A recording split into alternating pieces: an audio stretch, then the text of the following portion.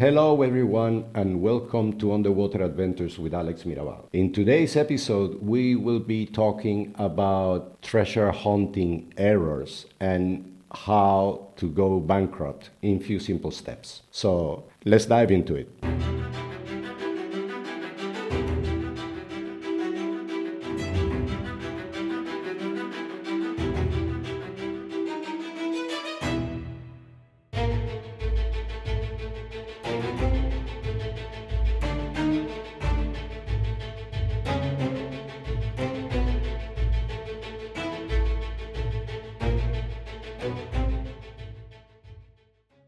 First, I want to define here when I say treasure hunting and treasure hunters, what I am talking about and about whom am I talking. Because the term treasure hunter has been misused in the world many times and is almost synonym of people who do wrong stuff, greedy guys that go to the sea trying to make a profit no matter what, disregarding history and archaeology and culture. Well, it is not like that. I know many friends of mine which are treasure hunters, and they are honest and good people who do this for passion because it's something that passions them, and they don't want to lose money on the way. So I'm talking about people who sometimes risk their own capital, people who just want to explore and to know more about these wrecks and in the way find a solution to get their investment back. So I'm talking about good and honest people who do this for passion. And talking about passion, this will be the first mistake. Passion about what you do. Normally passion is a positive thing. Passion is the thing that in any job will make you go the extra mile to do this little more effort on top of what you need to do or what you have to do to get to your results. Okay, everything is about the dose. You can be very passionate about your work, but you have to have in mind that sometimes this passion will blur your interpretation of what you need to achieve. Passion, as far as I have learned in life a little bit, is best friends with confirmation bias. Exactly. If you are so in love with your wreck and with your story, the story of the wreck you want to find, it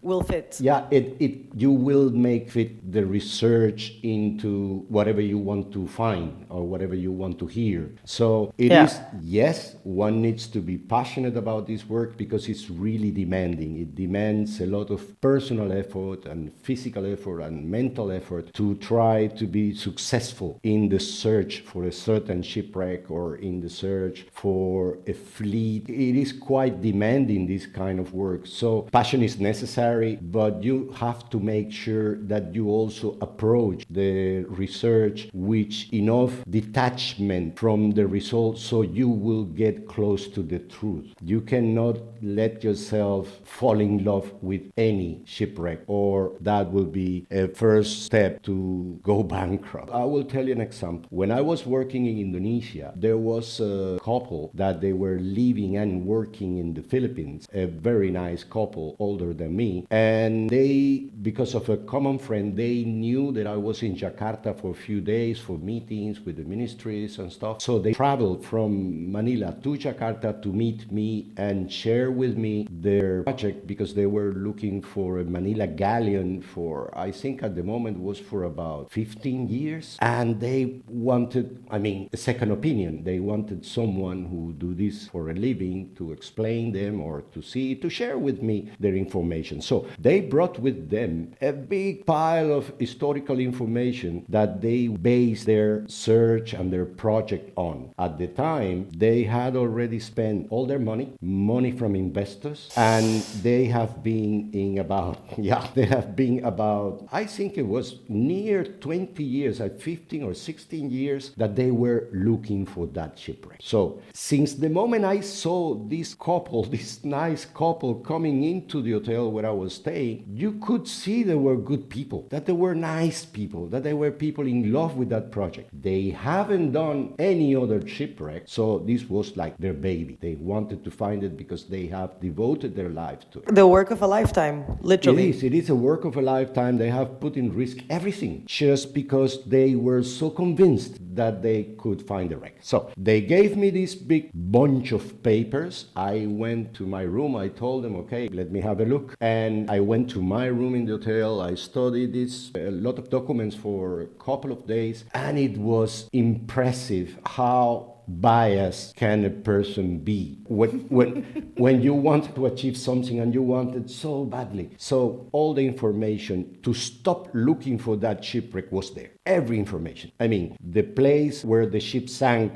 it was not the place they were looking for. The depth where the ship sank, it is described how they recover the cannons and how they recover the anchors and how they recover everything. So it was all completely different as what they were doing. Well, it was also easier for me because it was a Spanish galleon that was going from Manila to Acapulco. From Acapulco, the cargo will be moved to Veracruz, and from Veracruz to Spain. Well, through land, it will be in a different transport mean. It will not be in a galleon. But most of the documents were in Spanish. So for me, it was very easy to read and to understand and to read between lines, because this is also something you have to do when you are analyzing historical files. And obviously it was heartbreaking for me to meet them 2 days later and sit with them and tell them, guys, stop looking for the shipwreck. You will not find it. The shipwreck is gone. And I will tell you then in the next point one of the other problems particular shipwreck had. Of course, I told them, and they were totally in denial. It's like, no, Alex, you have to read them better. You are not getting to the point. You are just, we saw that. We saw about the cannons and we saw that. But then later research, okay, give me the later research. Let me see the new research that you have. No, it's all there, but you have to read.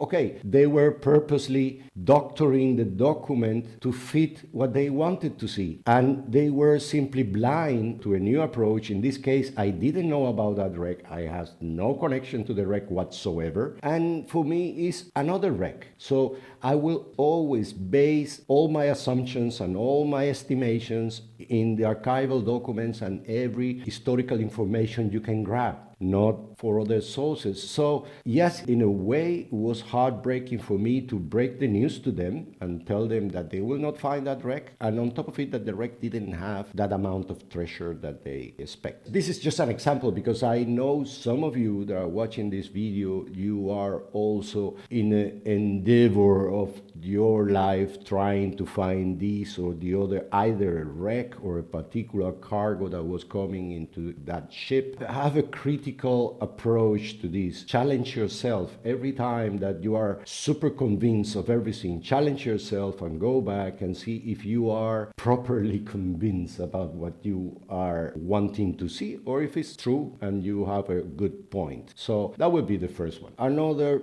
big mistake that in treasure hunting people commit many times. It is misinterpreting the archival information and the information you get. I mean, I understand, I know, I have suffered it. Going through archival files, old documents from the 16th, 17th century is tricky. Not everyone can do that. There are, I think in English, the right name would be paleographers. It's people who study the calligraphy of the different times and different countries. And the way of writing, the vocabulary and the way of writing, right? They are specialists in the way of writing. The vocabulary, you can, but it's terms that we don't use anymore, but you are able to find out. But the handwriting of the calligraphy. This is what paleographers do. They decipher that. They transcribe that into... And that gives it legitimacy. So is it like a translation from a calligraphy that is not understood by us to one that it is? Or just to confirm that that calligraphy falls onto the time period that it's... Well, both things. Because,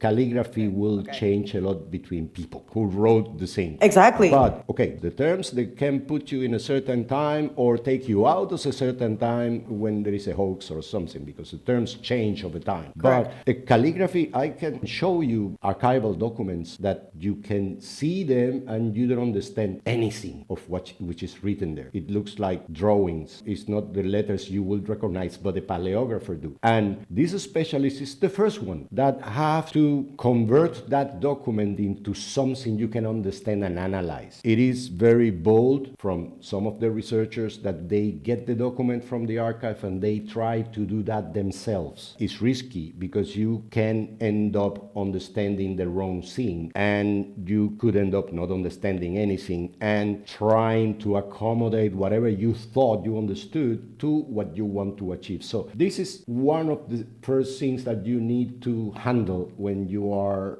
dealing with archival material. I wonder how many old manuscripts have suffered exactly from that. And I know a couple of books come to mind.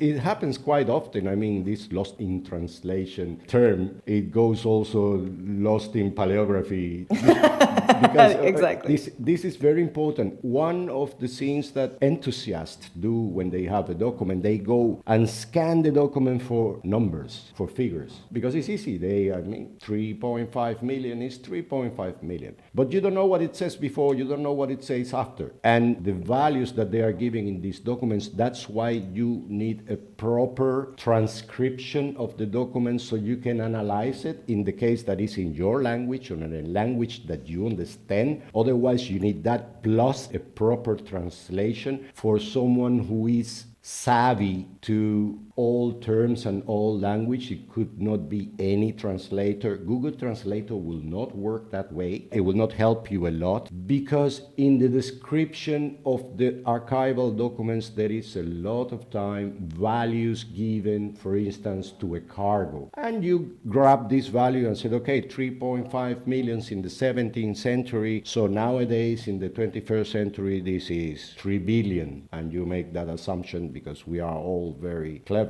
And you do that, and they are accounting in that value in the cargo everything, sometimes even including the ship itself, because the ship has a value, and the food that is on the ship has a value, and the cords, and the tar, and the canvas, and the perishable items that they were transporting. Yeah, and depending on the time, it could be 3 million gold coins or 3 million beads. For us, that has very different value. And in between these 3 million, you find gold, you find pepper, you find silk.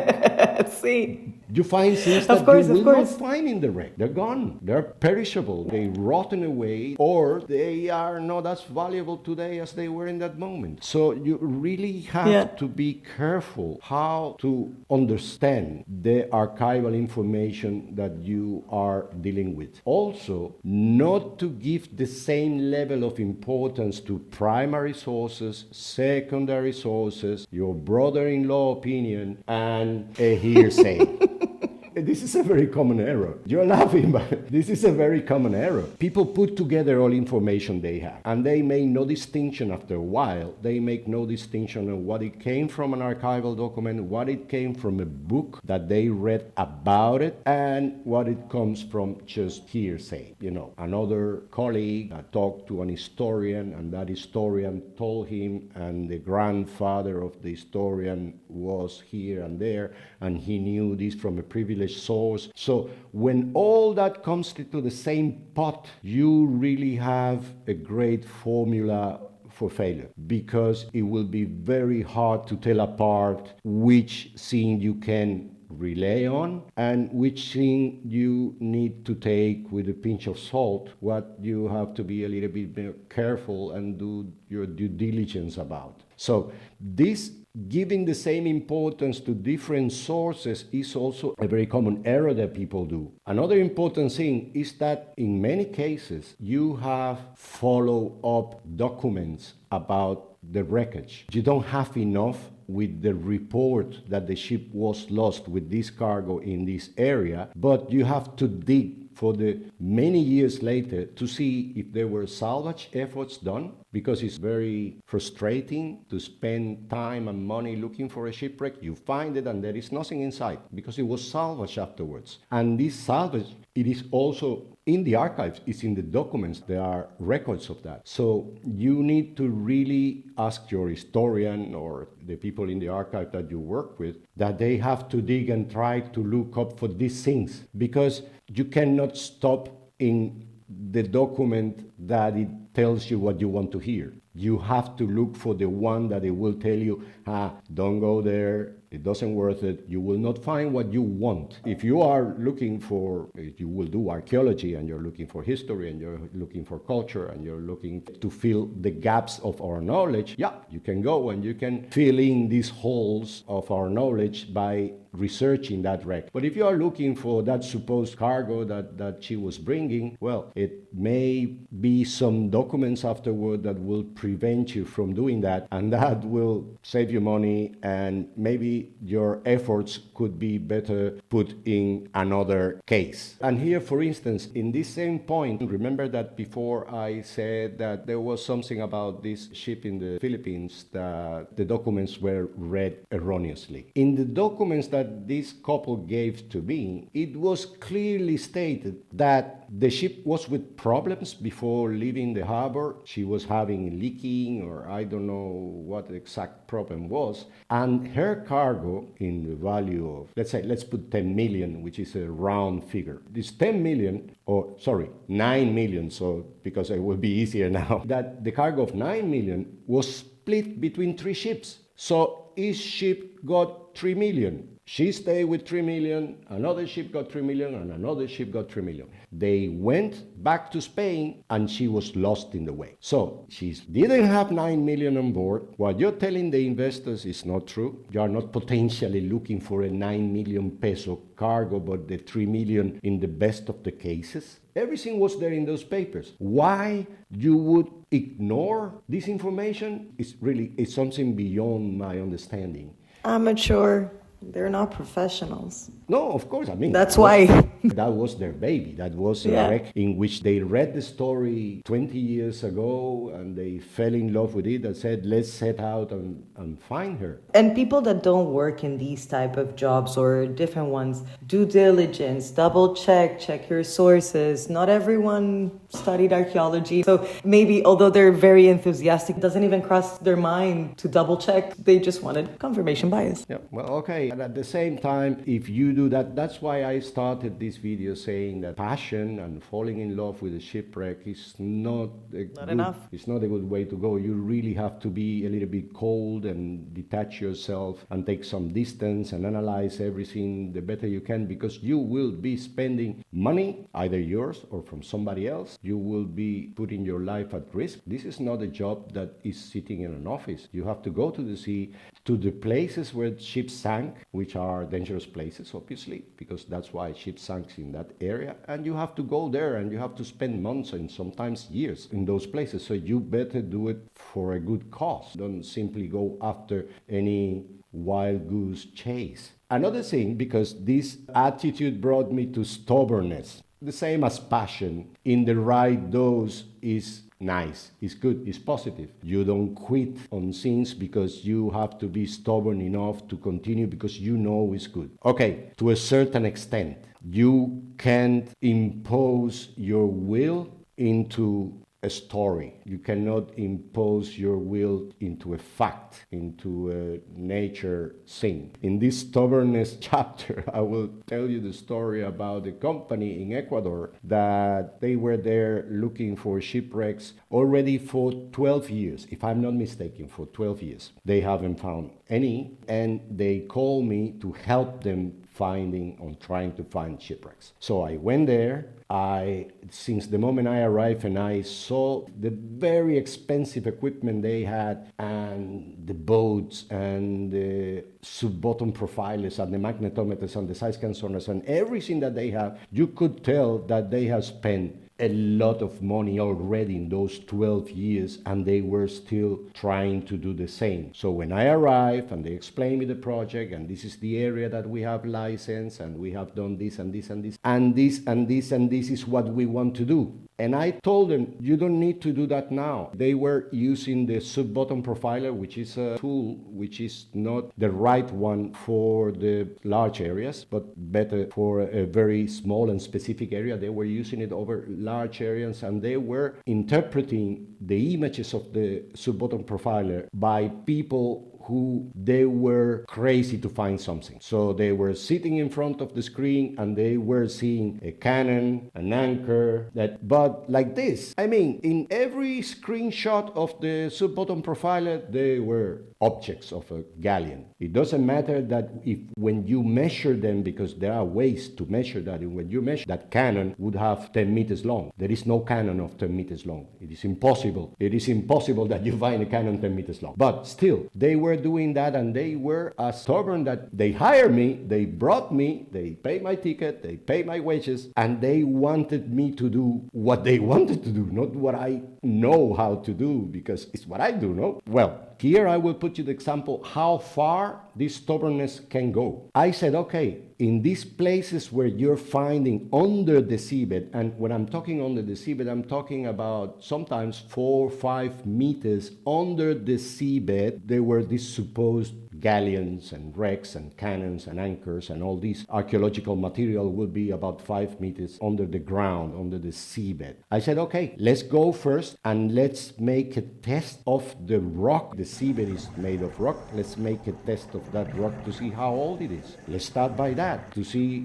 if it's very recent, or if it's coral deposition, or if it's whatever. It's a very simple and common sense thing to do that. So we took samples of the seabed. We took them to the Institute of Geology in Ecuador, in Salinas. Well, actually it's in Santa Elena, I think, or in Guayaquil. But we took those rocks, give it to them, and said, please analyze the rocks and tell me the age. And next day came the result of the test, and they were somewhere between 66 and 120 million years old. No wreck could be under soil, which is 60 million years old. So for me, that was like, okay, end of the argument. Let's do something else, because the wrecks have to be on top of that layer and not underneath. Well, the directors of that company said, nah, but these guys of the institute, they don't know enough. We will send it to Germany. So they sent it to Germany, and we never heard back again which age it was. Why I'm putting this example? Because of the stubbornness. You can't expect, you cannot, I read this the other day in internet. You should not cling to an error because of the time you spend making it. You can't insist on something which it is clear you are 12 years there, you haven't found anything. So maybe you are doing something not right. You need to change a bit. And if you were clever enough to call someone and bring it to give a different view, well, let that person do it and try. If you don't, then quit. So stubbornness is not good. One has to be insistent, you have to have stamina, you have to do what you have to do to the extent of the common sense. Then after that is being just stubborn, and obviously there are few examples that will tell me wrong, but yeah, those are exceptions. There are few exceptions of that. Okay. Another common error is overestimating the value of what you find or what you are expecting to find. This can get you in trouble very quickly, because you will under budget and overspend, because if you are looking for a shipwreck that has 10 million,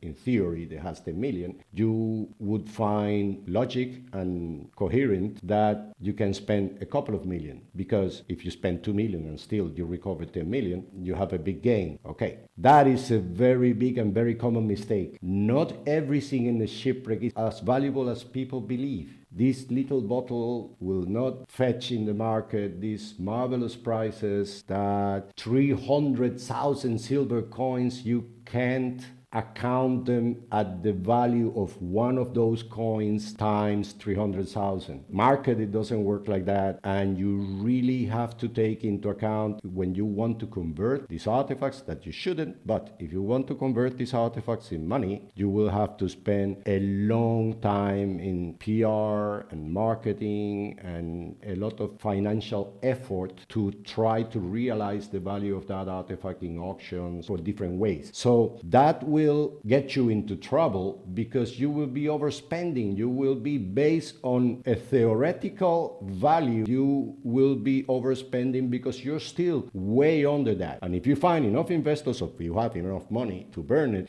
yeah, you could do that, can get into trouble really quickly. Because even if you find the treasure, even if you manage to sell it, which it will take me to another point, which is working under a license. You have to work under a license. Different countries have different legislations, but you have to work under a license. That's what I said in the beginning. I'm talking, this video is for treasure hunters, which are honest people and good people and people who want to do this for passion because it's a dream of their life, not pirates. Pirates are different. The ones that try to find the licenses.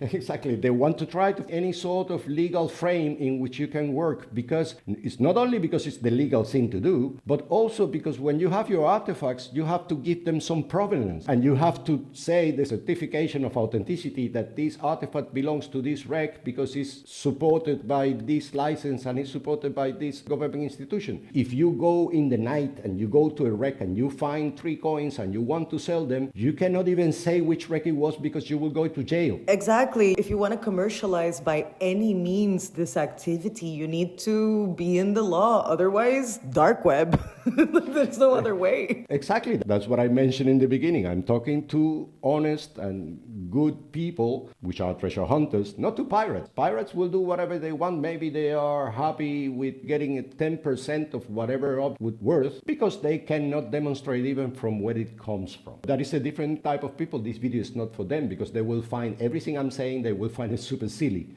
So they won't be here clicking. No. This video is not for them, certainly not. And one last point which I want to address, and I know we all that have been in the sea in expeditions, and we know the budget constraints we all have, and we all had, and we will keep on having, because this is an activity that costs money and it's very difficult to find the funds to support it. Try not to abuse the temptation of getting volunteers. I know volunteers are cheap, very attractive because they are cheap, and you just pay, I don't know, probably the food and the fuel, and they pay their own thing. You don't pay them a salary. If you abuse that, because you should have volunteers, one or the other, and people who are passionate about this and they don't have the experience but they can gain the experience with you, okay, that's all great. But if you abuse that angle, you will end up with, instead of a team, with a group of enthusiasts. And I can tell you, because I have been there, I have seen that. A group of enthusiasts is the best formula to burn money at a speed that you cannot imagine. Huge liability. Yeah, because they don't know how to do it efficiently, and they are full of goodwill. And goodwill, man, sometimes is tricky because these people have initiative, they have energy, and they will put it all in the project. So if they are doing something wrong, they will do it really wrong, properly wrong, and for a long time. So keep that in mind. I'm not putting aside volunteers and people with this passion, because the passion, as I said in the beginning of the video, is necessary, but at the same time it could be dangerous. So keep a good balance between people with experience, paid workers, and volunteers. That will help you not to go bankrupt at least that fast. I hope you guys like the video. I know many of you will be looking at it now like, what is Alex saying, man? I was so happy doing what I'm doing. I really hope not to have disheartened you too much, but on the contrary, give you a hint to approach this job in a safer way for you. If you come this far into the video, please give me a like, subscribe to the channel, let me know in the comments what you think about it. I'm sure many of you will have different opinions. I want to hear those opinions. I want to debate. I want to talk about that. So let's keep on diving.